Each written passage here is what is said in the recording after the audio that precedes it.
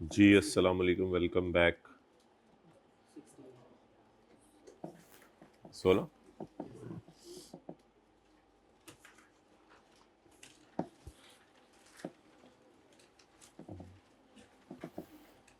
भाई जो लोग पहले दिन आए हैं उनको पता है चैप्टर 4 टाइप कोई चीज़ है? हाथ खड़ा करें ज़रा, पता है चैप्टर 4 टाइप कोई चीज़ है? चलें, शुक्रिया। उनको ये भी पता है ये कोई टेबल शेबल होते हैं कोई? ये पता है उनको कोई टेबल शेबल होते हैं, उसमें रेट लगते हैं? ज़रा हाथ खड़ा करें। टेबलों टूबलों का पता है? देखे हैं कभी ज़िंदगी में? चलें, ये तो बहुत अच्छा है। उनको पता है चैप्टर 9 टाइप भी कोई चीज़ थी, इनकम ऑन प्रॉपर्टी। ठीक है।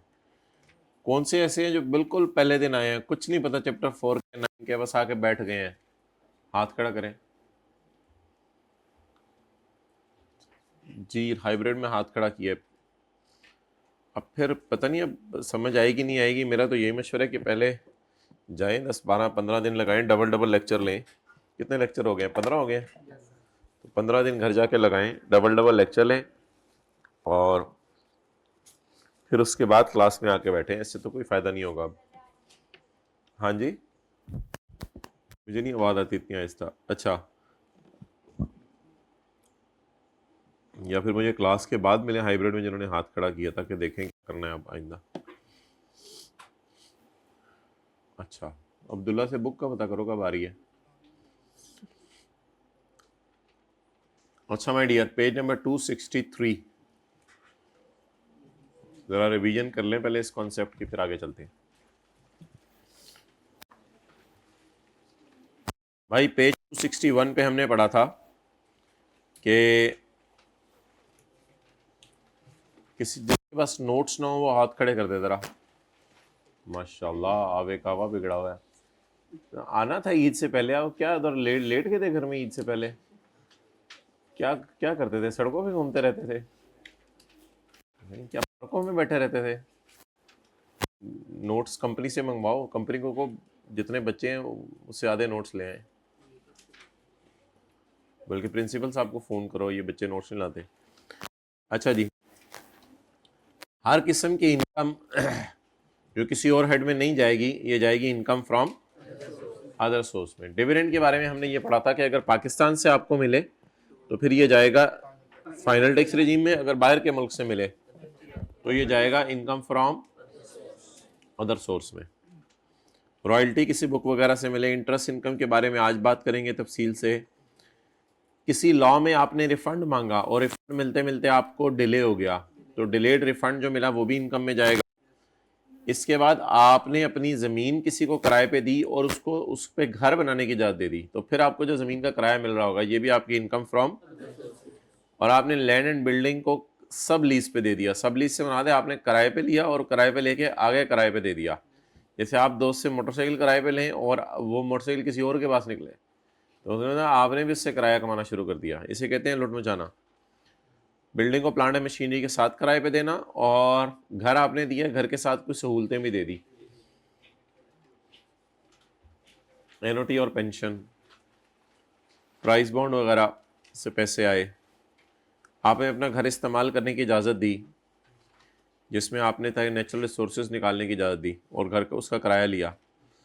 चाहे अगला बंदा आपको पैसे दे गया, चाहे अगला बंदा आपको कोई बदले में चीज़ दे गया।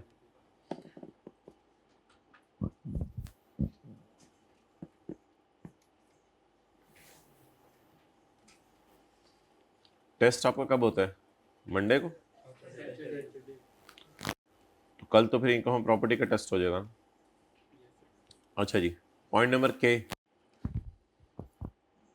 कोई भी पैसे आपको जो मिले, आपने अपनी प्रॉपर्टी किसी और को दे दी।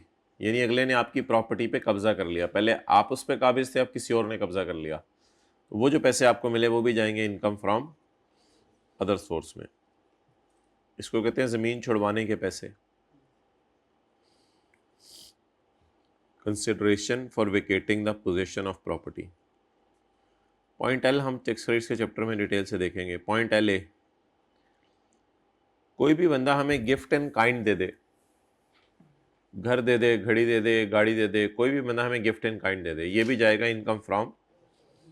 लेकिन अगर वो गिफ्ट मिला हो नॉन रिलेटिव से, लेकिन रिलेटिव से मिले तो बोलें जल्दी भाई। जो पहले से लेक्चर ले रहे हैं वो हाँ ना करें, वरना पहले वालों ने कहना चलो हम और ये बराबर हैं, वो हाँ ना करें। अगर रिलेटिव से मिला तो नहीं जाएगा इनकम ऑफ अदर सोर्स।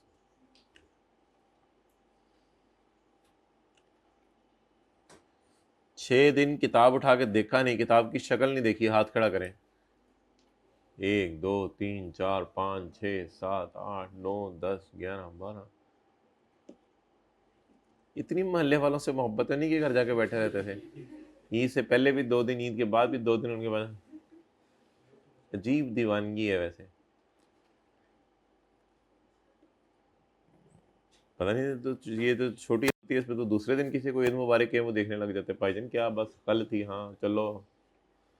और आप लोग अजीब अजीब लोग हैं आप लोग। Point number 3।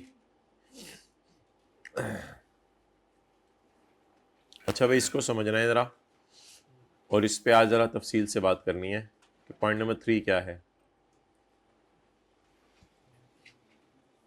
भाई चैप्टर नंबर मैं बता देता हूँ, चैप्टर नंबर 11 है। चैप्टर 11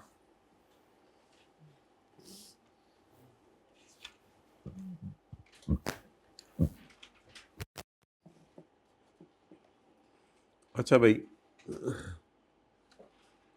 एडवांस है 3 किस्म का। एडवांस कितने किस्म के है? एक एडवांस है फॉर सेल ऑफ गुड्स। आप दुकान के ऊपर गए, दुकानदार को आपने कहा कि मुझे चाहिए ओवन। दुकानदार ने कहा कि आप 10,000 रुपया मुझे अभी दे दें और 40,000 रुपया जब मैं ओवन आपको दूंगा शाम को तब दे दीजिएगा। तो जो 10,000 रुपया आपने अभी दिया इसे कहते हैं एडवांस। इसे क्या कहते हैं?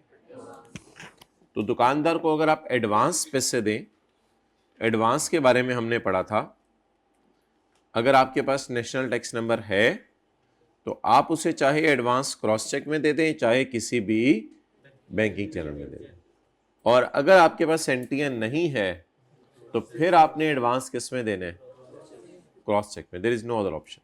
फिर आपने एडवांस क्रॉस चेक में देना। लेकिन ये इन एडवांसेस के लिए रूल नहीं है जो सेल ऑफ गुड्स का है, वो मैं बताऊंगा। इन एडवांसेस के लिए रूल है। इसका मतलब है अगर आप किसी बंदे को एडवांस दें फॉर सेल ऑफ गुड्स तो these payments can be made in, ये पेमेंट्स कैश में भी कर सकते हैं। तो मेरा ये सवाल है, अगर आप दुकानदार से चीजें खरीदने गए तो क्या आप उसको एडवांस कैश में दे सकते हैं या नहीं दे सकते? क्योंकि आप चीजें खरीदने वाले हैं और वो चीजें बेचने वाला है, इस वजह से आप उसको एडवांस कैश में दे सकते हैं। Next, advance for rendering of services. साथ वाले ने आपके कैलकुलेटर पे कब्जा कर लिया, आपको इस पे चढ़ा गुस्सा। आप 5वीं क्लास से लेके आज तक 8 साल हो गए वही कैलकुलेटर इस्तेमाल कर रहे थे। आपने अब कहा कैलकुलेटर तो 500-600 का है, लेकिन कोई मसला नहीं, मैं तो वकील कराऊंगा। आपने वकील से कहा कि भाई मेरा केस लड़ो। उसने कहा कि ठीक है भाई, 2,000 रुपया केस का अभी लगेगा और अगर केस जीत गए तो 8,000 रुपया और लूंगा। आपने कहा कोई मसला नहीं, लाख रुपया भी देके ये कैलकुलेटर मिले, मुझे यही कैलकुलेटर चाहिए। तो आपने उसको 2,000 रुपया एडवांस दे। अब वो क्या दे रहा है? वो लॉयर आपको सेल ऑफ गुड्स कर रहा है या रेंडरिंग ऑफ सर्विस कर रहा है? क्या आपके पाँव दबा रहा है? वो ये सर्विस दे रहे हैं। क्या आपके सर की मालिश कर रहे हैं? क्या आपके बालों में तेल लगा रहे हैं? क्या आपके कपड़े इस्त्री करके दे रहे हैं? नहीं, वो आपको केस लड़के दे रहे हैं। जूते पॉलिश कर रहे हैं आपके? नहीं, वो आपको केस लड़के दे रहे हैं। तो वो क्या कर रहे हैं? रेंडरिंग ऑफ, वो सेल ऑफ गुड्स नहीं करा। तो अगर रेंडरिंग ऑफ सर्विसेज के कोई पैसे मिले, वो सारे के सारे पैसे जो है वो कैश में लिए जा सकते हैं एडवांस की मद में, इसमें कोई हरज नहीं। तो advance for rendering of services, These payments can also be made in cash as well. ये पेमेंट्स कैश में भी हो सकती है। लेकिन भाई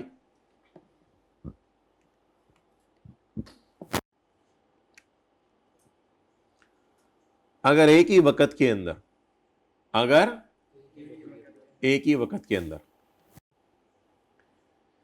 एक बंदा सेल ऑफ गुड्स भी कर रहा हो और रेंडरिंग ऑफ, यानी आपको ईंट बजरी सीमेंट भी बेच रहा हो और साथ जो है वो आपको घर भी बना के दे रहा हो, मैप भी बना के दे रहा हो, या आपको मशीन भी बेच रहा हो और इंस्टॉल भी करके दे रहा हो और मशीन से रिलेटेड कोई सर्विसेज हैं, मसला आ जाए वो भी दे रहा हो, तो एक बंदा एक वक्त में आपको सेल ऑफ गुड्स भी करे और साथ सर्विसेज भी दे। तो माय डियर, ऐसी सूरत में ये सेक्शन लगेगा। मींस कि अगर आपने एडवांस दिया अगले बंदे को कि 1 लाख अभी ले लो, 20 लाख घर बनाने का बाद में ले लेना, तो ये एडवांस अगर आपके पास एनटीएन है तो आप किससे दें? क्रॉस चेक से। और अगर एनटीएन नहीं है तो सिर्फ क्रॉस चेक से, और एनटीएन है तो क्रॉस चेक से या किसी भी बैंकिंग चैनल से। क्लियर?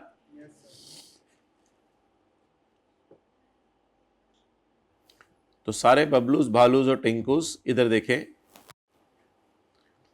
पेज भाई पहले साथ वाले को मुस्कुरा के देखें, जो संजीदा बैठे हुए ना, ये नहीं चलेगा, उसको मुस्कुराओ। रैबिट वाले 2 दांत दिखाओ जरा आज। रैबिट साथ वाले को, हाइब्रिड में सामने वाली सीट वाले को कंधा रख के ना उसके हाथ पे कंधे पे हाथ रखें और कंधे पे हाथ रख के भाई करें जरा, सामने वाले के कंधे पे हाथ रखें हाइब्रिड में। भाई रखते क्या हो जाएगा, आप लोग तो बिल्कुल इंटरेक्टिव नहीं है, सोशल नॉन सोशल से पता नहीं क्या क्या करते हैं। मुस्कुराएं, 2 दांत दिखाएं रैबिट वाले। अच्छा मुझे दिखा दो 2 दांत रैबिट वाले। नहीं, होंठ नहीं खुल सकते भाई, टेप मंगवाओ यार इसका, फिर ट्राई करो, निकालो जरा। नहीं निकल रहे भाई, आप दोनों जरा इसको पकड़ो, इसके जरा दांत निकलवाओ दोनों। हाँ निकल आए, देखा, फौरन तैयार हो गया। ओके अच्छा वैसे पूछ रहा हूँ, इस बार किस किस ने सोचा हुआ पहले दिन पढ़ना है और साथ साथ पढ़ना है इंशाल्लाह सारा? तो हाथ भी नहीं खड़े करते आप तो। ये हाइब्रिड में भी कुछ सोच रहे हैं साथ साथ पढ़ेंगे। सीधा हाथ खड़ा करें, राइट हैंड, उल्टा हाथ खड़ा किया, सीधा उल्टा तो सही। रिक्शे वाले को मोड़ के पता चलता है, रिक्शे वाले गलत मोड़वा दिया। और जब वो मुड़ता नहीं, आप कहते हैं तुम्हें पता नहीं था इस गली में मुड़ना था। भाईजान मैं पिछले 15 साल से आपका रिश्तेदार हूं।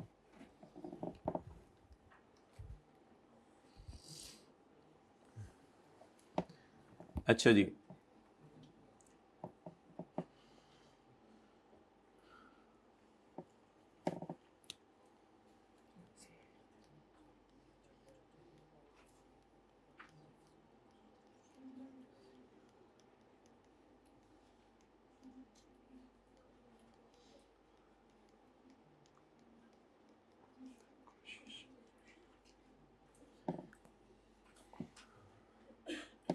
ओके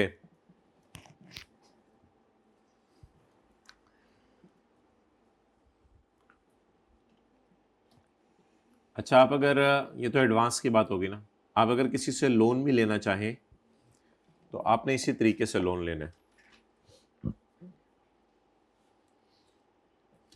अगर लोन देने वाले के पास एनटीएन है तो उससे क्रॉस चेक से या बैंकिंग चैनल से लोन ले लें, और अगर उसके पास एनटीएन नहीं है तो सिर्फ किस से ले लें? क्रॉस चेक से ले लें।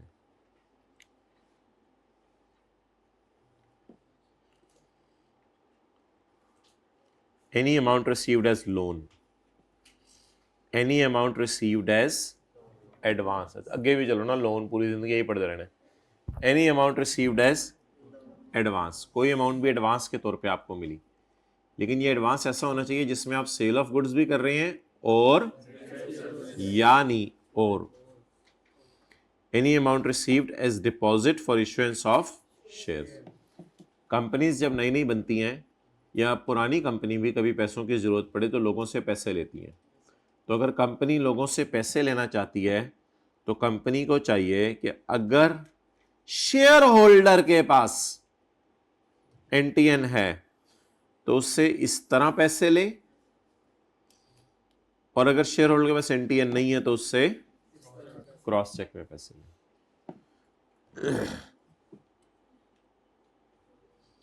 Any amount received as gift, any amount received as, आपको गिफ्ट मिला, लेकिन ये गिफ्ट पैसों का है। किसका है? पैसों का, पैसों का, पैसे, पैसे क्या? पैसे, पैसे, रोकड़ा, कायदे आज़म वाले नोट, कायदे आज़म वाले नोट, ये इनका है। अगर आपको पैसे मिले, क्या मिले आपको? पैसे, पैसे, क्या मिले आपको? पैसे मिले, पैसे। तो अगर आपको कोई बंदा पैसे देने लगे तो आपने पैसे ले लेने हैं या उससे चंद सवाल पूछने हैं? अच्छा, ये ले लेने हैं कौन बोला है? खड़े हो जाए। आपने उससे पैसे ले लेने हैं या चंद सवाल पूछने हैं? बोले ले लेने हैं। नहीं, चंद सवाल पूछने। अगर उसके पास क्या है? एनटीएन है, तो वो आपको पकड़ा रहा है पैसे, वो आपको पकड़ा रहा है पैसे। आ, ये देखो, ये तो ले रहा है, ये सवाल तो पूछ ही नहीं रहा। ले लेने हैं या सवाल पूछने हैं? सवाल पूछने हैं। आपने उससे कहना है भाई आपके पास एनटीएन है या नहीं, यानी उससे सवाल पूछने लगाना है आपने उल्टा। भाईजान आप मुझे पैसे दे रहे हो, ठीक है, आपके पास एनटीएन है या नहीं? अगर आपके पास एनटीएन है तो ये पैसे आप सर अपने पास रखें, मुझे ना अपनी चेकबुक से चेक बना के दें, चेकबुक से, या मैं आपको अपना अकाउंट नंबर देता हूं, उस अकाउंट में ये पैसे ट्रांसफर कर दें। ये पैसे आप अपने पास रखें, ये पैसे नहीं मुझे चाहिए, मुझे चेक चाहिए, मुझे चेक चाहिए। और अगर जिसके पास एनटीएन नहीं है तो उससे तो कहें भाई आप चले जाएं घर, जब भी आप सियालकोट गइएगा वहां अपनी चेक बुक से चेक फाड़ के लाइएगा, फिर मुझे लाहौर में आके चेक दीजिएगा। मैं तो चेक ही लेता हूं बस, आपको पता है मेरा हाई लेवल है, मैं चेक के अलावा मैं नहीं चलता। बाद में जो नोट नकली निकले, कोई मसला हो तो कायदे आज़म पहचाने ना जा रहे हो तो फिर टोपी उतार के कोई दे दे। टोपी लगी, टोपी पहनी, पहनी होती है कायदे आज़म ने टोपी तो नोट में। हाँ पहनाई हुई है इन्होंने। अच्छा, तो अब ऐसी सूरत में मुझे ये बता दें कि अगर आपको गिफ्ट मिले तो आपने क्या ध्यान रखना है? बैंकिंग चैनल से मिले या क्रॉस चेक से मिले, अगर आपके पास एनटीएन है देने वाले के पास, अगर देने वाले के पास एनटीएन तो फिर किस फॉर्म में मिले? क्रॉस चेक की फॉर्म में। Okay,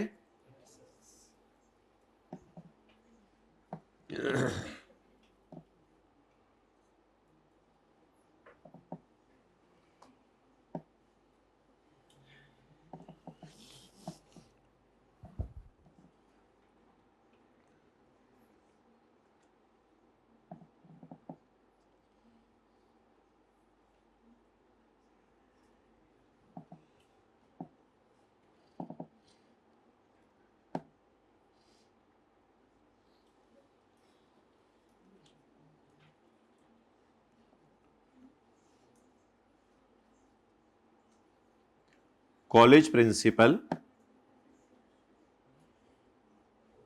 visited furniture shop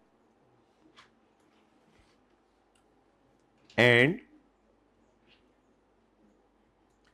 he paid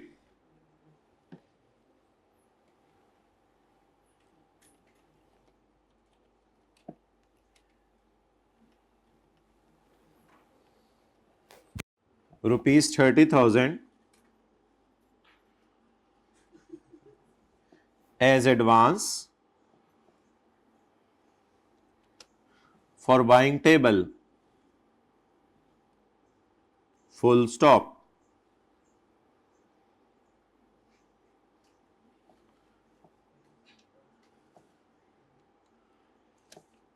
The shopkeeper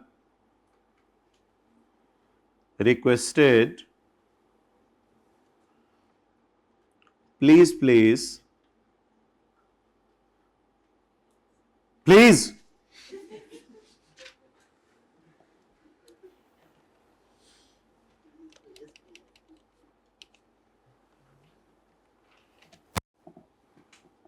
I need a loan of rupees 77,000.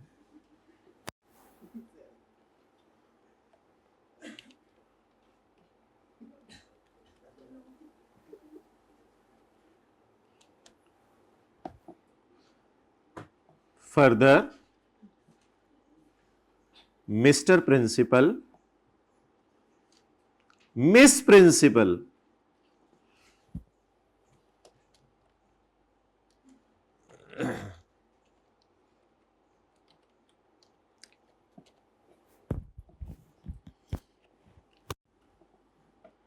also gifted him rupees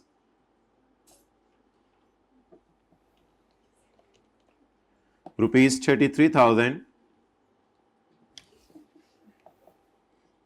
as gift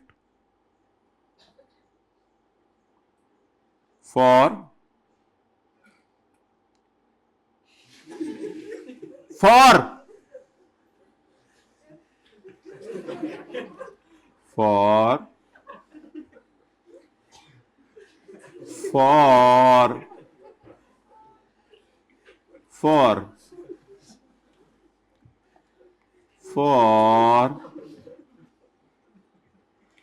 for for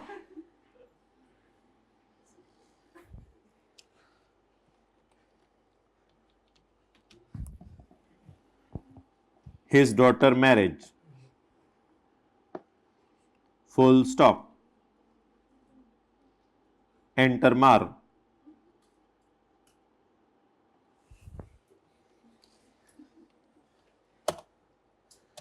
All of the above payments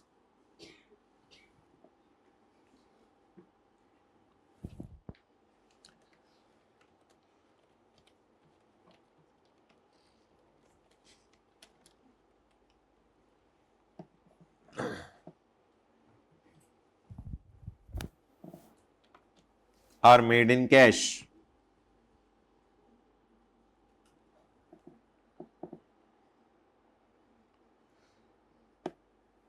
Are made in cash.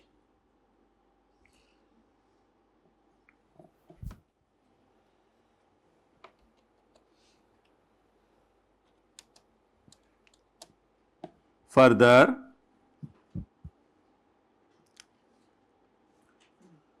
principal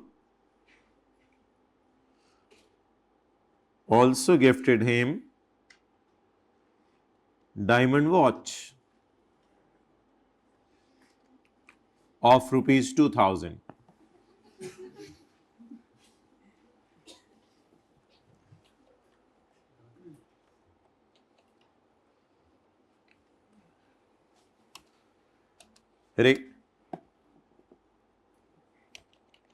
Required,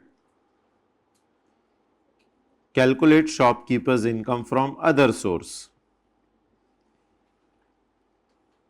Bye bye.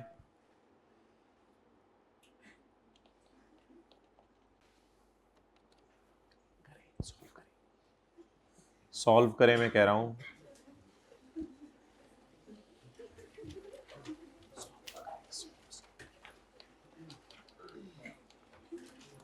Answer.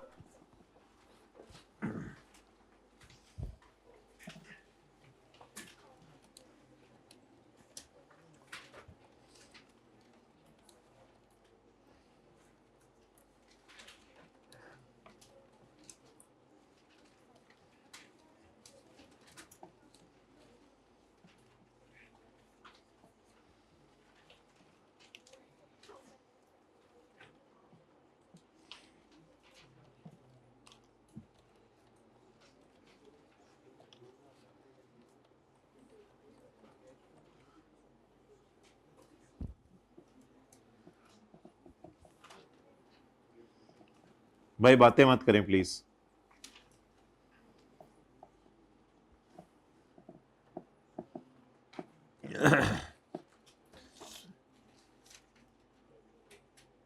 सवाल note कर लें 1 minute में. 1 minute से ज्यादा नहीं लीजिएगा. 60 seconds are enough.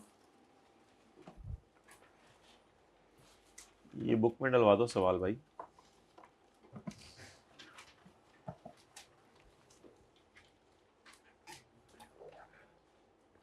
रोज़े ख़त्म हो गए ना, ख़त्म हो गया ना? हाँ मैंने कहा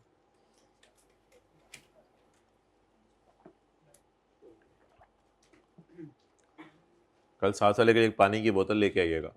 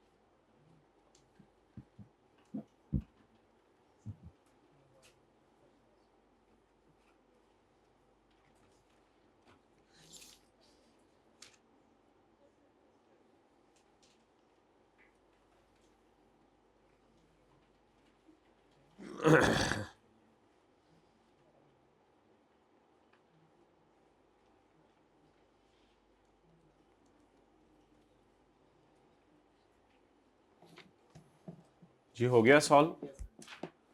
चलें जी।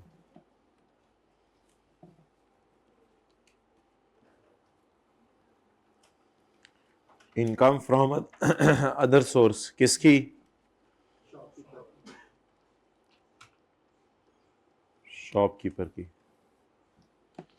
प्रिंसिपल साहब ने फर्नीचर शॉप को विजिट किया और 30,000 रुपये एडवांस दिया फॉर बाइंग टेबल। टेबल खरीदने के लिए 30,000 एडवांस दिया। अब छोड़ दें बस भाई, अगर टेबल खरीदने के लिए 30,000 एडवांस दिया तो ये कौन सा एडवांस है?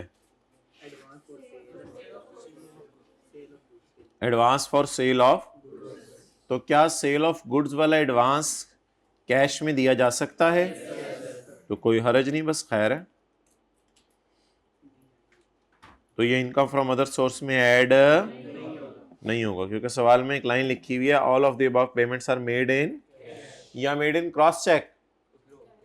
नहीं नहीं, all of the above payments are made in, जेब से पैसे निकाले हैं और पैसे निकाल के दे दिए हैं, रोकड़ा पैसे, कड़कते हुए नोट, चेक नहीं दिया। एडवांस फॉर फर्नीचर ऐड नहीं होगा। नेक्स्ट, शॉपकीपर ने कहा मुझे लोन, ओहो इसको लोन लिखना है, लोन ही लिखा ना आप लोगों ने? I need a loan, LOAN। ALON ही किसने लिख दिया? जरा साथ वाले दीवाने को देखें, अगर उसने ALON ही लिख दिया, दीवाना है ना, लकीर का फकीर है, उसे आप एक बंदे ने भी नहीं बताया मुझे कि ये गलत लिखा हुआ लोन। आपने बताया? कोई नहीं बताया। निहायत ही शहजादे बैठे हुए हैं, सारे खड़े हो जाएं। चले छोड़ें, आ जाए हैं पहले दिन, छोड़ दें अभी, थोड़ा थोड़ा होली होली करके जरा। The shopkeeper requested please I need a loan of आप बता दें जी, लोन कैश में मिल गया है तो लोन तो कैश में मिलना जुर्म है। Any amount received as loan, इसे कहां डाल दे?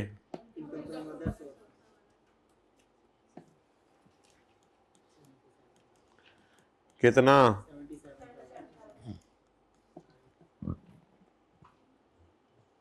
33,000 रुपया गिफ्ट मिला है उसकी बेटी की शादी के लिए, गिफ्ट।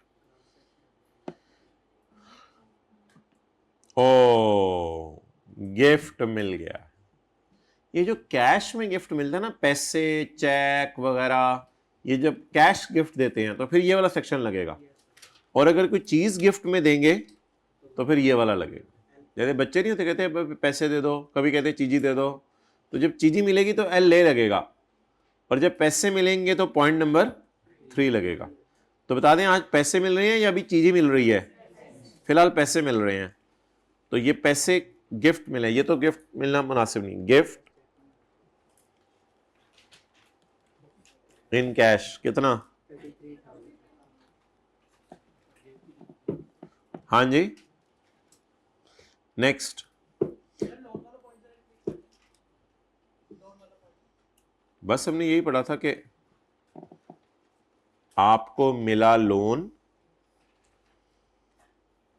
शॉपकीपर को किसी ऐसे बंदे से, from any other person, from principal साहब, क्रॉस चेक के अलावा या बैंकिंग चैनल के अलावा, तो ये शॉपकीपर की इनकम फ्रॉम अदर सोर्स है।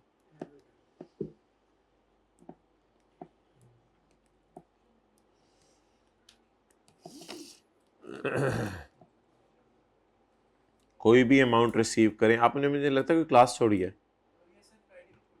अभी तक छोड़ी हुई है, छोड़ी हुई है, अभी तक छोड़ी हुई है, 6 दिनों में छोड़ी रखी है। कोई गम नहीं होता था रात को सोते हुए? होता था। जब ईद की नमाज पढ़ के आए थे रास्ते में काम हो रहा था, अभी तक छुट्टी हुई है, नहीं हो रहा था। ये कब से मसला है? यानी कि चीज़ें भी छोड़ते हैं और गम भी ख़त्म हो गए ज़िंदगी से। अस्तग़फिरुल्लाह। अच्छा जी, याद तो मुझे अभी तक है कि आपने छुट्टी की थी। ओके, तो इसके बाद भाई प्रिंसिपल साहब ने गिफ्ट किया उसे डायमंड वॉच फॉर ₹2000। ये वॉच जो है ये पैसे हैं या चीज़ी है? ये चीज़ है। तो चीज़ के ऊपर क्या रूल लगेगा? चेडर चीज़ या मोज़रेला? चीज़ के ऊपर क्या रूल लगेगा? ये रिलेटिव से मिली है या प्रिंसिपल और शॉपकीपर आपको रिश्तेदार लग रहे हैं या बिल्कुल भी नहीं? प्रिंसिपल अपने साहब के नाम के साथ लगाते हैं पराचा और वो लगाते हैं अपने नाम के साथ जट, तो इसलिए दोनों रिश्तेदार नहीं है। बहरहाल रिश्तेदार होता तो लिखा होता ना, ये हमारे चाचे का पुत्र है या मामे का पुत्र है।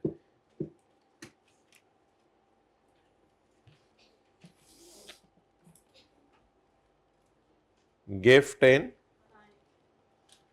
काइंड, डायमंड रिंग, वॉच है, चलो नीचे आते आते रिंग हो गई है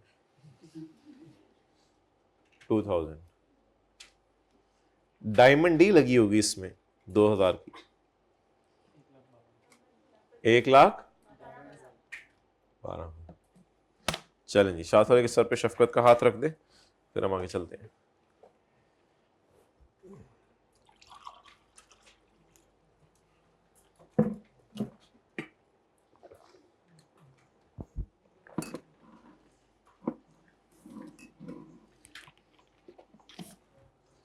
आप बोले पिछले दिनों में जो सुस्ती हो गई बोले अब इसी सुस्ती को इंशाल्लाह हम आगे लेके चलेंगे।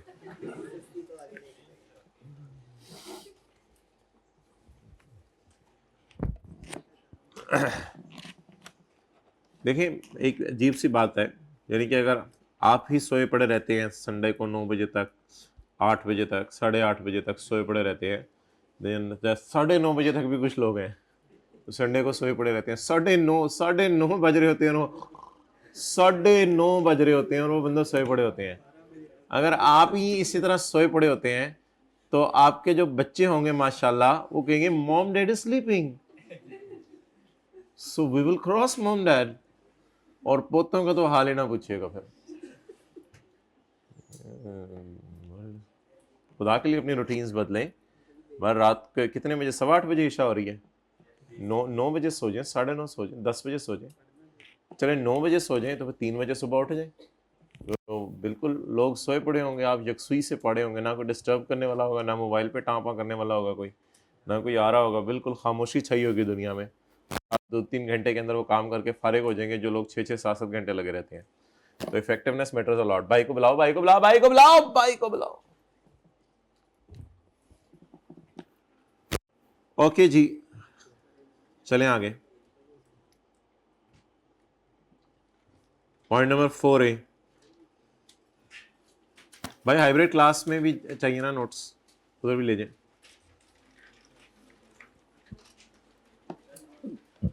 हाँ जी जी, नोट्स अभी मिलना शुरू होंगे। जैसे ही रोटियां लगनी शुरू होंगी सबसे पहले खस्ता भाई को सर्व करनी है। 4A नोट्स गरम गरम होने चाहिए भाई, गरम गरम मशीन से निकले हुए, फ्रेश।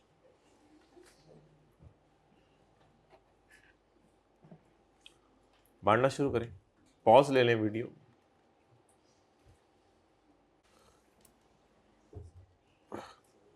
अच्छा जी,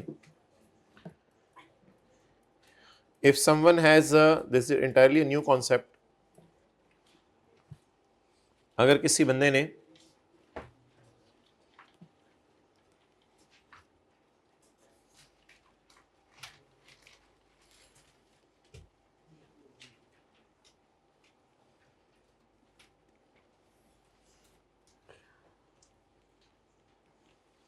इन्वेस्ट किए हैं पैसे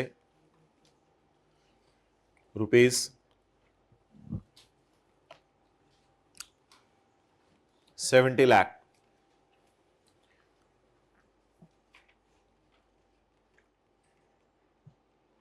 और इसको 4 साल बाद पैसे मिले हैं मिसाल के तौर पे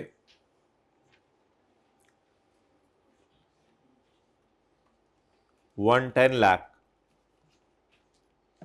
110 लाख इसको पैसे मिले हैं।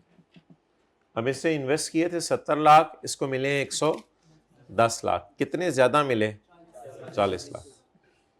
अब इसके पास दो ऑप्शंस हैं। ऑप्शन वन इसके पास ये है कि 40 लाख को इस साल इनकम में डाल दें, और ऑप्शन टू आप बता दें क्या होगी?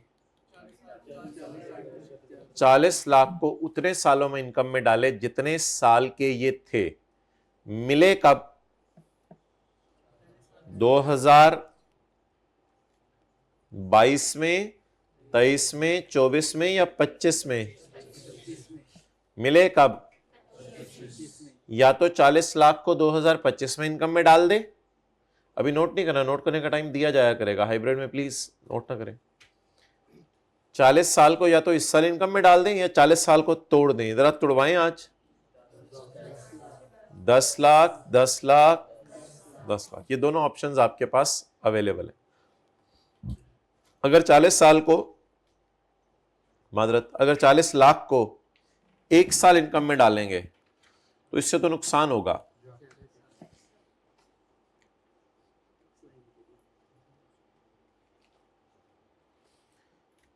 $10 लाख कितना होता है? 1 मिलियन। ओके, और 40 लाख कितना होता है? 4 मिलियन। अब अगर आप देखें 10 लाख को 1 मिलियन, तो 1 मिलियन के ऊपर रेट सिर्फ लगता है 15%। लेकिन अगर आप 4 मिलियन को देखें तो उस पर रेट लगता है, तो रेट बहुत ज्यादा है। अच्छा, अब कुछ बच्चे कहते हैं कि नहीं नहीं नहीं नहीं नहीं नहीं नहीं, नहीं एक ही बात होगी। भाई एक ही बात कैसे हो गई? 1 मिलियन पे आप 1 मिलियन तो यहां गिर रहा है ना। 1 मिलियन पे आप 15% लगाएं, फिर 1 मिलियन पे 15% लगाएं, फिर 1 मिलियन पे 15% लगाएं, फिर 1 मिलियन पे 15% लगाएं। 1 मिलियन पे 15% लगाना पड़ेगा हर साल, तो फिर बहुत कम फिगर आएगी। और अगर आप जो है वो 4 मिलियन पे डायरेक्ट 40% लगाएं तो फिगर बहुत ज्यादा आएगी। देख ले मिसाल के तौर पे, मुझे पता है एग्जैक्ट 15% तो नहीं होता, आगे इस अमाउंट ने भी अपना रोल प्ले करना होता है, लेकिन मैं for the sake of discussion बात कर रहा हूं। 1 मिलियन पे 15%, 1 मिलियन पे 15%, और 1 मिलियन पे 15% 4 दफा। 1 मिलियन पे 15% कितना आया? 6 लाख। या फिर आप 4 मिलियन के ऊपर, रशीद में मरने वाला, तो 16 लाख रुपए, अच्छा खासा टैक्स का फर्क आ गया। तो आप बता दें कौन सी ऑप्शन ज्यादा बेहतर है?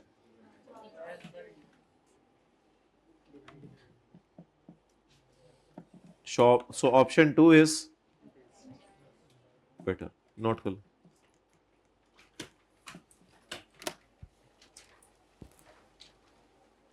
असल में अमाउंट को ब्रेक करने से फायदा क्या होता है? सीरियल नंबर जो है वो कम होता है, जिसकी वजह से रेट कम हो जाता है। अगर उसी अमाउंट को फौरन इनकम में डालें तो रेट बढ़ जाता है। और इसी अमाउंट को अगर तोड़ तोड़ के इनकम में डालें तो रेट कम हो जाता है।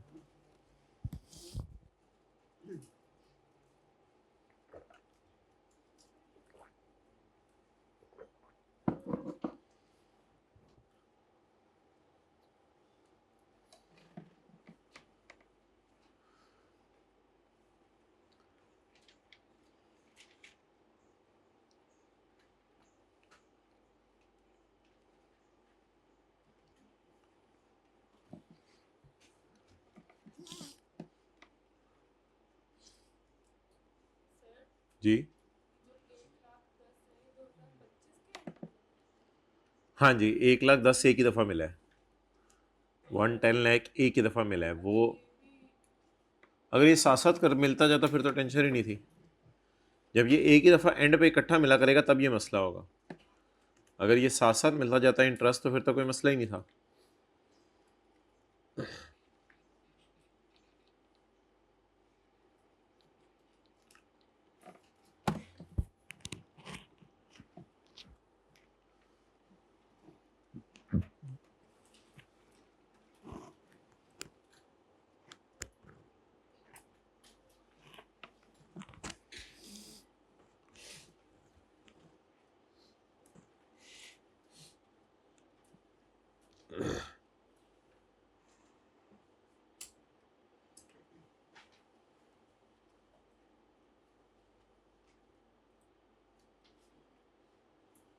डन, चलें जी पढ़ें।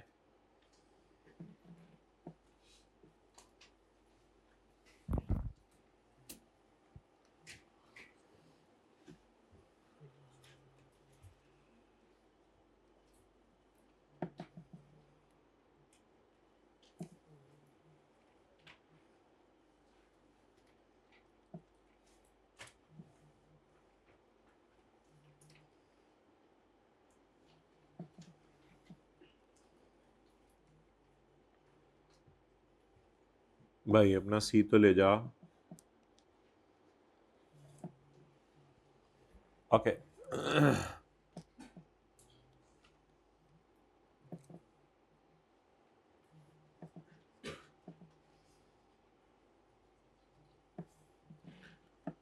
where any interest on investment in national saving deposit certificate, on investment in national saving deposit certificate including defence saving certificates, ये हुकूमत की तरफ से इशू होते हैं। Where any interest on investment in national saving deposit certificate including defence saving certificate is paid to a person in arrears. एक बंदे को एरियर्स में मिले, कॉपीज लेने आ गई हैं। हाइब्रिड में किसी को नोट्स ना मिले हो हाथ खड़ा कर दें, सबको मिल गए। इधर किसी को नोट्स ना मिले हो हाथ खड़ा करें। Is paid to a person in arrears का क्या मतलब है? ये सारे पैसे अभी मिले हैं या एंड पे मिले हैं एक ही दफा? एरियर बिल में भी नहीं होता, कई दफा बिजली का बिल आता है आपके घर, उसमें एरियर लग के आ गए, क्या मतलब होता है उसका? एरियर लग के आ गए, पिछला बिल। आप जो है वो और कॉपीज मंगवा लो या एक ही दफा और अब और कितने लोग रह गए? 2 रह गए, 3, 5, 6 मंगवा लो। एरियर का मतलब ये है कि आप जो है वो मिसाल के तौर पे कैफ के सब्जेक्ट की फीस जमा करवाने आए तो कॉलेज वालों ने कहा तेरे तो अभी पीआरसी के भी पैसे देने वाले रहते हैं मिसाल के तौर पे, तो ये एरियर लग के आ गया, पिछला बिल। तो आप जून का बिल जमा करवाने गए तो बैंक वालों ने कहा तेरे तो अभी मई के महीने के बिल के पैसे भी रहते हैं, ये होता है एरियर। एरियर का मतलब ये होता है कि आप जो है वो टूथब्रश लेने गए तो दुकानदार ने कहा तेरे तो अभी टूथपेस्ट के पैसे भी रहते हैं। पहले तो आप खाली टूथपेस्ट पे गुजारा करते थे ना उंगली लगा के, अब आपने सोचा टूथब्रश ले लेते हैं। चलो बांटो।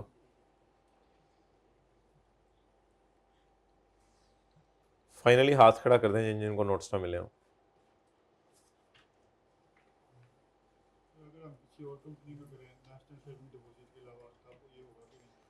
नहीं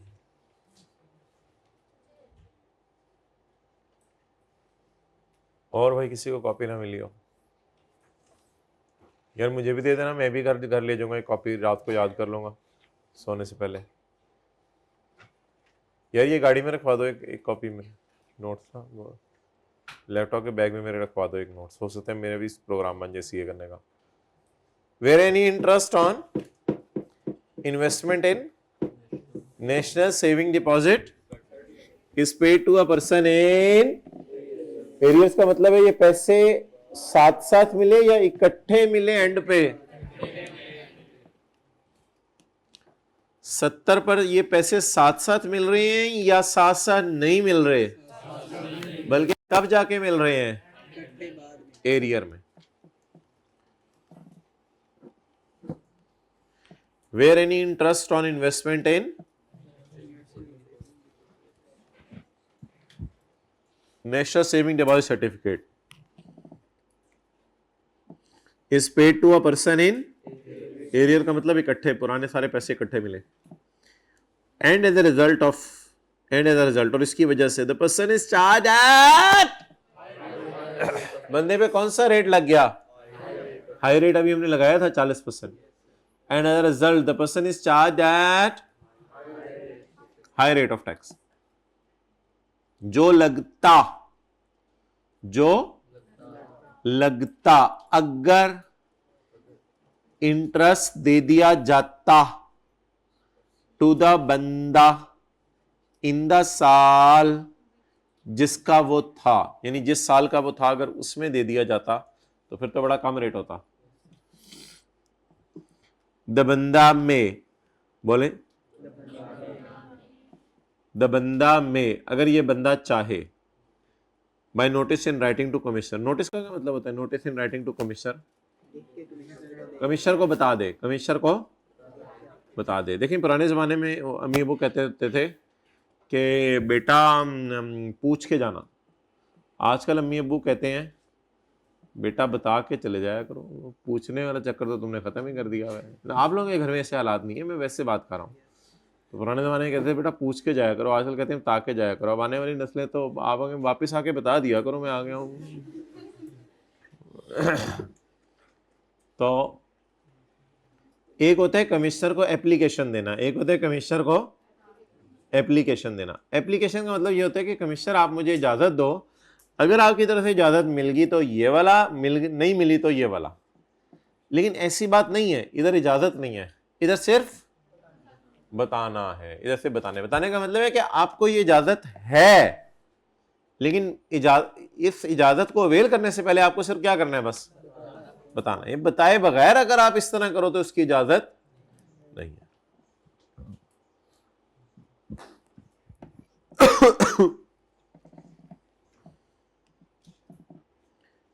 मे बाय नोटिस या may by application, by notice.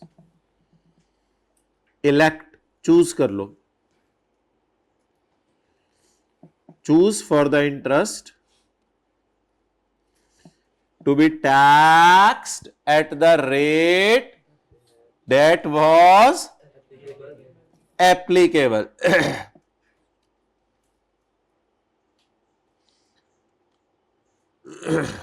जो रेट लगता,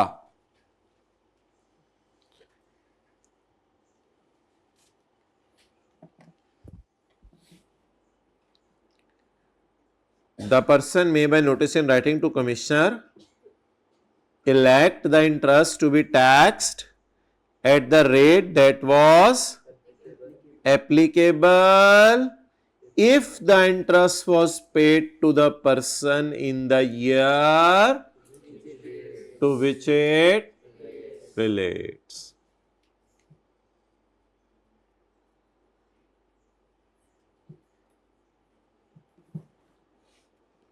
What are the years to which it relates? What is the year in which it is received? But what are the years to which it relates? But what is the year in which it is received? But what are the years to which it relates? But what is the year in which it is received? But what are the years to which it relates? Okay, ज़्यादा बात नहीं करनी है ना, आपको ये ख्वाब आएगा फिर। But what are the years in which it is received? What are the years in which it relates? Okay, अब इसको पढ़ लें एक दफ़ा आप भी।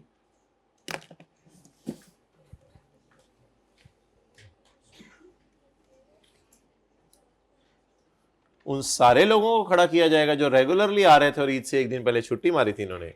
आज उनके साथ वो होगा जो दुनिया देखेगी, और आज जो पहले दिन क्लास में जिंदगी में है उनके साथ कुछ भी नहीं होगा, उनके साथ कल से होना शुरू होगा इंशाल्लाह।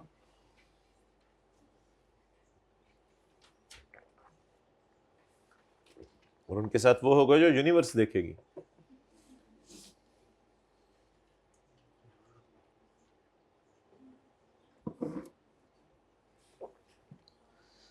आप जो मर्जी कर लें, हमने तो आते रहना है, हमने अपना पेपर पास करना है, चाहे जनरेटर पे खड़े करके पास कराएं, जैसे मर्जी कराएं।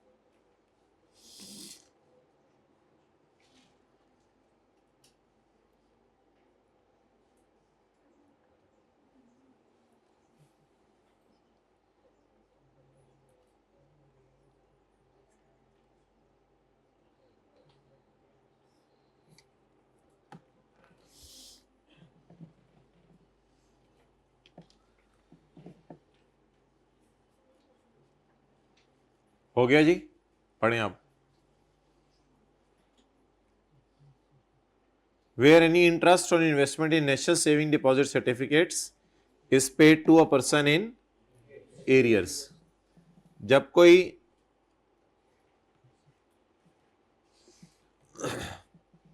Interest on investment in national saving certificate किसी बंदे को एरियर में दे दिया जाए और उसकी वजह से इस बंदे पे कौन सा रेट लग जाए, हायर रेट लग जाए, जो लगता अगर इंटरेस्ट उसको दे दिया जाता उस साल जिससे वो रिलेट करते हैं। तो बंदा अगर चाहे कमिश्नर को नोटिस देके चूज कर ले उस अमाउंट पे टैक्स लगाना at the rate that was applicable, वो रेट जो लगता, वो रेट जो अगर इंटरेस्ट मिल जाता उन सालों में टू विच इट, जिन सालों से वो क्या कर रहा था, रिलेट कर रहा। अच्छा भाई, अब आपको पता है कि ये तारीख है 30 जून 25, क्योंकि हमारा टैक्स ईयर एंड होता है जून में। ये तारीख क्या है, 30 जून 25।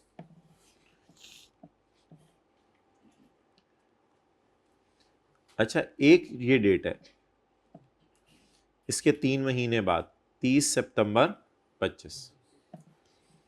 असल में पाकिस्तान में जिनका साल जून में एंड होता है उनके लिए ये रिक्वायरमेंट है कि वो सितंबर तक गवर्नमेंट को बताएंगे 3 महीने के अंदर अंदर कि मैंने इस साल कितना कमाया। तो जिनका साल जून में एंड हो जाता है वो सितंबर तक हुकूमत को बताते हैं कि मैंने जून में कितना कमाया, जून तक कितना कमाया। अगर किसी का साल एंड हो रहा है 30 जून 22 को, तो वो 30/9/22 तक 3 महीने के अंदर अंदर गवर्नमेंट को बताएगा कि मैंने कितना कमाया। इसको कहते हैं आमदन के गोशवारे जमा कराना। अखबार में आपने शायद सुना हो, या रिटर्न ऑफ इनकम जमा करवाना, कि रिटर्न जमा कराने की आखिरी तारीखें आ रही हैं। तो पाकिस्तान में आप जो भी कमाते हैं पूरा साल, आपको साल खत्म होने के बाद जुलाई, अगस्त और सितंबर तक बताना होता है कि मैंने इस साल कितना कमाया। इसे कहते हैं रिटर्न ऑफ इनकम जमा करवाना। इसे क्या कहते हैं? तो 30 सितंबर की डेट मैंने आगे डाल दी है, आपने डालनी है नहीं डालनी है कोई मसला नहीं।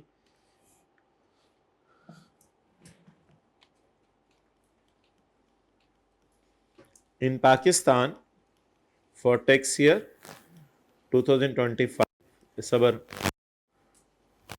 फाइल द रिटर्न बाय 30 सितंबर 2025। 30 सितंबर 2025 तक हम रिटर्न जमा करवाते हैं।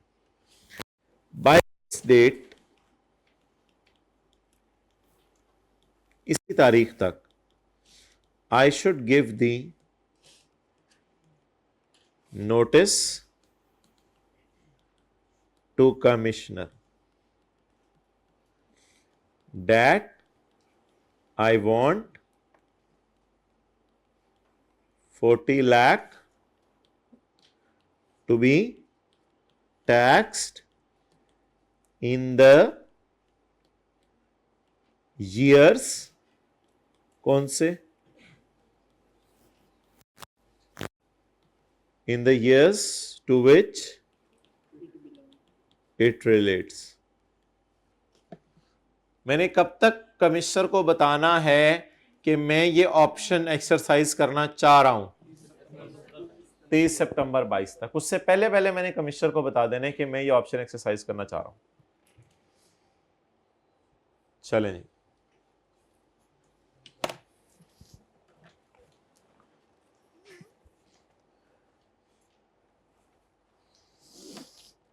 तस्वीर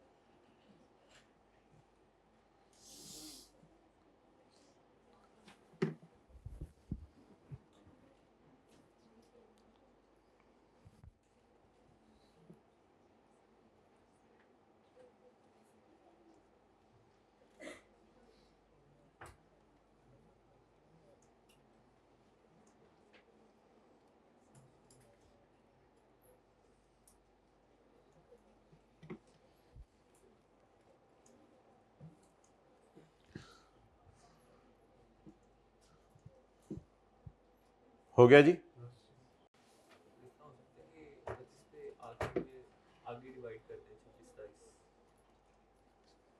क्या हमने x को हमने किया ना डिवाइड 40 लाख को 10 10 के पर आगे 25 2025 से आगे अगर हम करते हैं तो हो सकता है। ओके भाई, पाकिस्तान में ये रूल है कि आपने जो भी कमाया है 2025 में,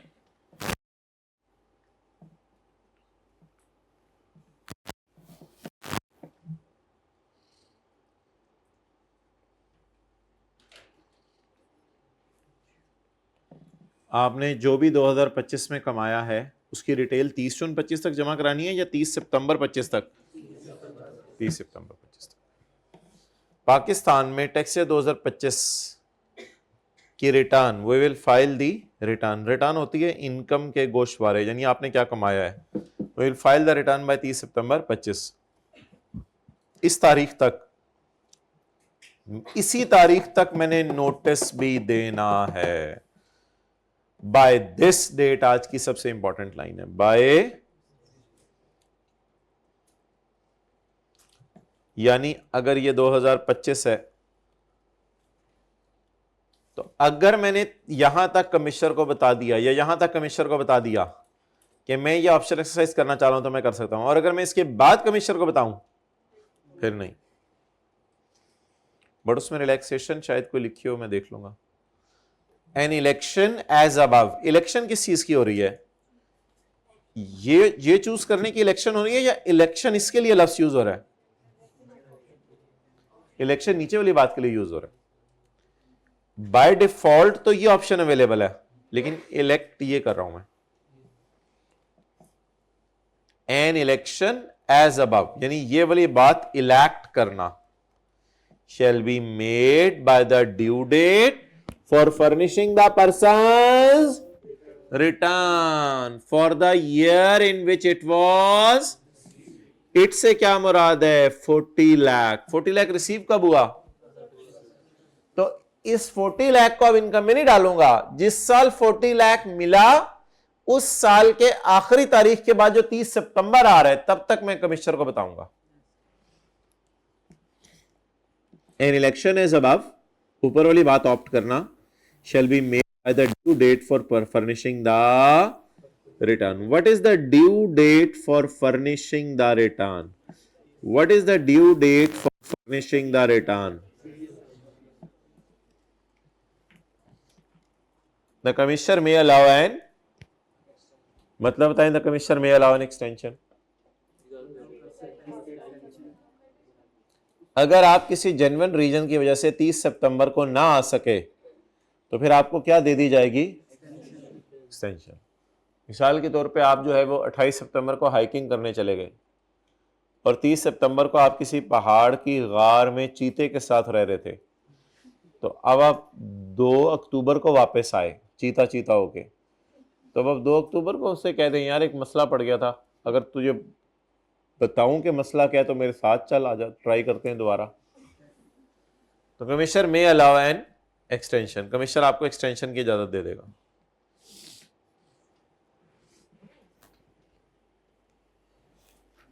ये क्या क्या आपने छुट्टी की थी ईद से पहले एक दिन? बाहर निकलो जरा, इसको रास्ता देना। किसका लेक्चर लिया था? कि आप ये कह रहे हैं कि आपका लेक्चर मैंने ले लिया था? मेरी क्लास ले ली थी आपने? फिर आपने मेरी क्लास ली थी? देखो ये क्या बातें कर रहे हैं। पता करो इसका इलाका कौन सा, इलाका कौन सा? शेखुपुरा पास ही है, हमने तो बंदे लेके आ जाने, फिर इस तरह की बातें ना। अच्छा अच्छा सॉरी भाई। फर्निश होता है जमा करवाना, due date for furnishing, furnish जमा कराना, डिपॉजिट कराना, फर्निश का ये मतलब होता है।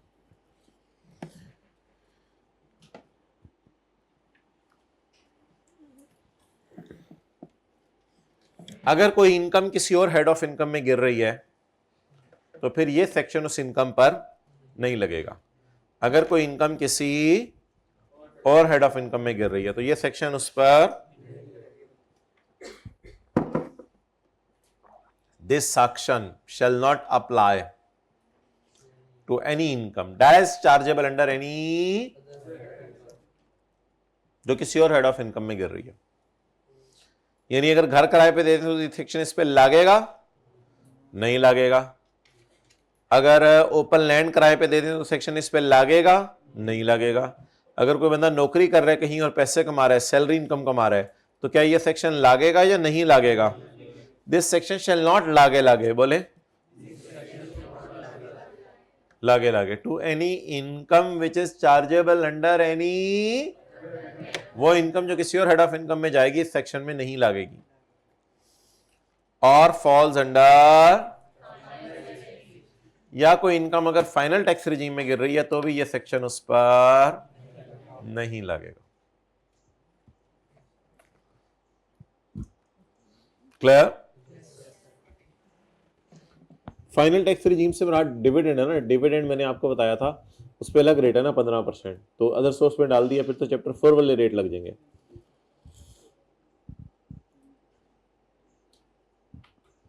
सेक्शन 40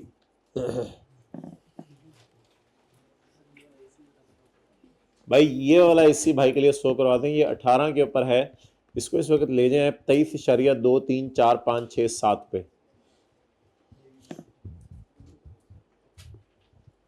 डिडक्शंस, जल्दी जल्दी माइक पकड़ के सवाल पूछें, जल्दी जल्दी, इसी 22-23 पे आने से पहले सवाल पूछ लेने।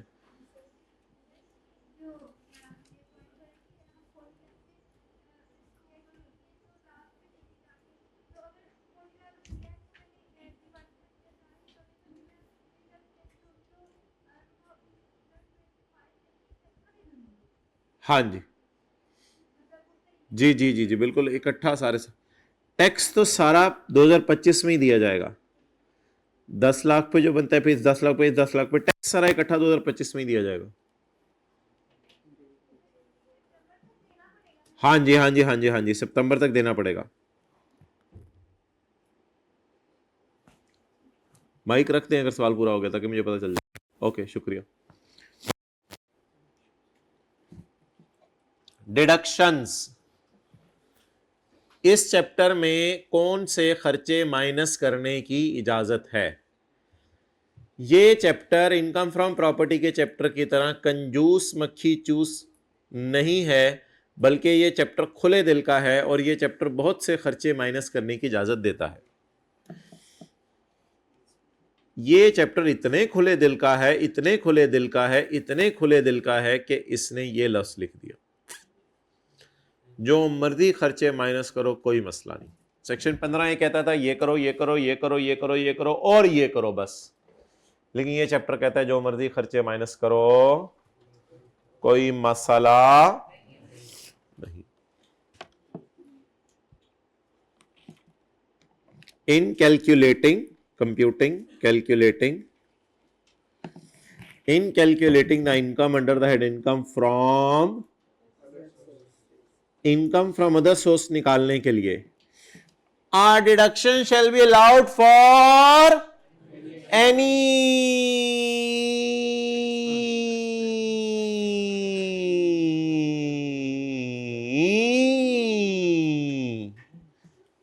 हर किस्म का खर्चा, एक्सपेंस, एनी भूल गया, any expense paid by the बंदा, इफ द खर्चा इज पेड इन डिराइविंग, हाँ ये साबित कर दो कि ये खर्चा इस इनकम को कमाने के लिए किया, फिर वरना नहीं, वरना नहीं। बहुत जमाइयां आ रही हैं तुझे, क्लास के बाद मिली, क्या यान कहते हैं आप लोग इसको, पता नहीं, यानी अंग्रेज क्या कहते हैं, यौन, यौन करके बोल रहे हैं। अच्छा, however no deduction will be allowed for an expenditure of, लेकिन अदर सोर्स के चैप्टर में कैपिटल नेचर के खर्चे माइनस करने की इजाजत नहीं है। हमने कहा ये कैपिटल नेचर का खर्चा कौन सा होता है? Expenditure capital nature for the normal useful life of more than 1 year.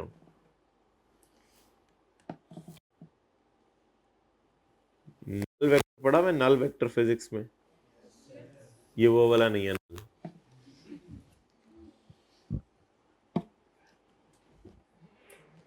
Expenditure capital nature का है अगर इसकी लाइफ 1 साल से ज्यादा, तो फिर समझ लिया जाएगा ये खर्चा किस नेचर का है, कैपिटल नेचर। और कैपिटल नेचर के खर्चे इस चैप्टर में माइनस करने की इजाजत नहीं है।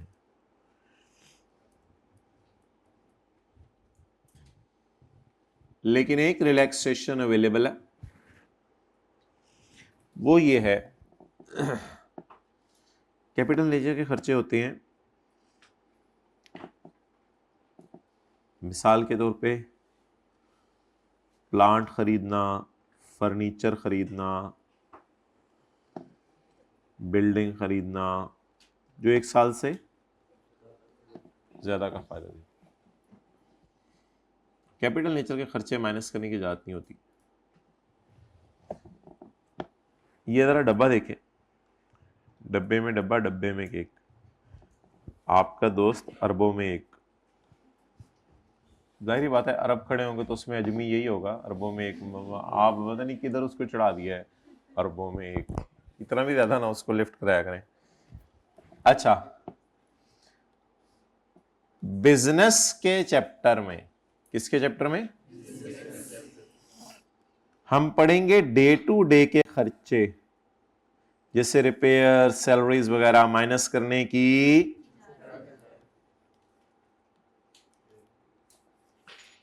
बिजनेस के चैप्टर में डे टू डे के खर्चे, ये बिजनेस कर रहे हैं ना, कॉलेज वाले बिजनेस कर रहे हैं, तो कॉलेज वालों को देखें रिपेयर करानी पड़ती है, मेंटेनेंस करानी पड़ती है, बच्चे बैठे बैठे ही ये उंगली बॉल पॉइंट डाल के सोफा फाड़ देते हैं, पता नहीं उससे बाहर से कोई आते हो, मुझे नहीं पता, ये लिखा भी है जो आगे, ये बाहर से किसी ने आके लिखा हुआ है। आप लोग तो माशाल्लाह सारे अच्छे बच्चे हैं, पता नहीं कौन आके लिख देते, रात को आते हैं जिन, तो ये रिपेयर तो करानी पड़ती है फिर चीज़ों की, ठीक है। बच्चे आज जिस तरह के आजकल आ रहे हैं आपको भी पता है, तो घर में नहीं पंगा लेते हैं। डे टू डे के खर्चे जो है वो माइनस करने की इजाज़त है। किस चैप्टर में बोलें, इनकम बिजनेस के चैप्टर में, रिपेयर, सैलरी, रेंट, जनरेटर का बिल, ये सारे। और बिजनेस के चैप्टर में कैपिटल नेचर के खर्चे भी माइनस करने की इजाज़त है। परचेज ऑफ फिक्स्ड एसेट, उनकी डेप्रिसिएशन माइनस होगी। बिजनेस के चैप्टर के लिए अगर आपने बिल्डिंग खरीदी तो इधर क्लास हो रही है, बिजनेस के चैप्टर के लिए अगर आपने बिल्डिंग खरीदी तो बिजनेस की क्या, बिल्डिंग की क्या माइनस करने की इजाज़त होगी, डेप्रिसिएशन। पूरी बिल्डिंग की कॉस्ट माइनस करेंगे या उसकी डेप्रिसिएशन, डेप्रिसिएशन भी करना था, आपने खाली डेप्रिसिएशन बोला, बिल्कुल फॉलो किया करें, लकीर के फकीर बने। अच्छा जी, ये वाला वर्जन नहीं मैंने कहा था। इनकम फ्रॉम अदर सोर्स के खर्चे में अगर डे टू डे के खर्चे हों तो वो अल्हम्दुलिल्लाह माइनस करने की इजाजत है। लेकिन अगर दौड़ कमाने के लिए आपने कैपिटल एक्सपेंडिचर कर दिया, वो माइनस करने की इजाजत, ये थोड़ा सा फर्क है अदर सोर्स के चैप्टर में। तो अदर सोर्स के चैप्टर इन खर्चों के बारे में कन जूस फ्लाई चूस। अच्छा, नोट तो जेब में होते हैं नोट, लेकिन एक रिलैक्सेशन है। अगर आप इस चैप्टर में एक इनकम कमा रहे हैं, आप बिल्डिंग को प्लांट एंड मशीनरी के साथ किराए पे दे रहे हैं, तो आपको इस चैप्टर में डेप्सिएशन भी माइनस करने की जाता है। थोड़ी सी रिलैक्सेशन है। If you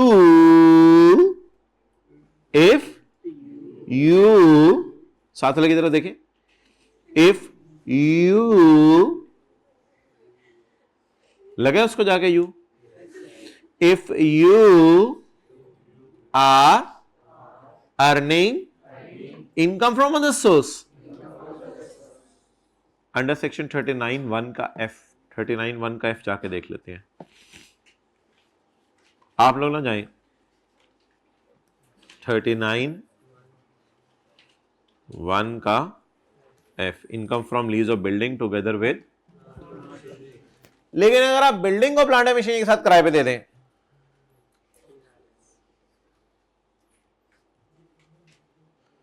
then you can record the depreciation as per depreciation, वो नहीं जो आपने अकाउंटिंग की क्लास में पढ़ी। फिर डेप्रिसिएशन निकालने का तरीका किसके में लिखा होगा, टैक्स रूल्स में, वो टैक्स रूल्स आपको पढ़ाए जाएंगे। अच्छा, अब जरा बात की समरी सुन लें, फिर कल इंशाल्लाह यही 2 लाइनें पढ़ा के मैं आपको दोबारा शुरू करूंगा बात। बिजनेस के चैप्टर में रोजाना के खर्चे माइनस करने की भी इजाजत है, और अगर आपने फिक्स्ड एसेट परचेज की हैं तो उनकी डेप्रिसिएशन भी माइनस करने की। लेकिन अभी तो हम चैप्टर पढ़ रहे हैं इनकम फ्रॉम, इसमें रोजाना के खर्चे तो माइनस करने की, लेकिन अगर आप फिक्स्ड एसेट वगैरह खरीद लें तो ये खर्चे, इनकी डेप्रिसिएशन माइनस करने की इजाजत नहीं है। लेकिन पूरे चैप्टर के अंदर डेप्रिसिएशन माइनस करने की इजाजत नहीं है सिवाय एक इनकम के, वो है अगर आप बिल्डिंग और प्लांट मशीनरी के साथ किराए पे दे दें तो फिर इनकी डेप्रिसिएशन माइनस करने की इजाजत है, आपको जाने की इजाजत है। साथ वाले को उठा के लाइब्रेरी में ले जाएं। 4 बंदे चाहिए उठाने के लिए, 2 टांगों से उठाएंगे, 2 बाजुओं से।